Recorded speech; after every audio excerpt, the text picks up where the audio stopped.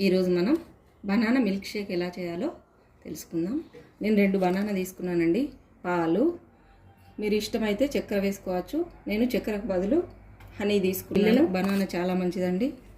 Banana, తర్వాత పాలు, mixie పట్టుకుందాం.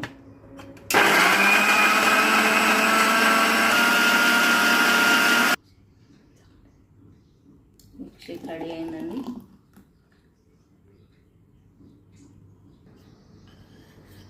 దీన్ని ఒక 5 నిమిషాలు ఫ్రిడ్జ్లో ఉంచి సర్వ్ చేయండి.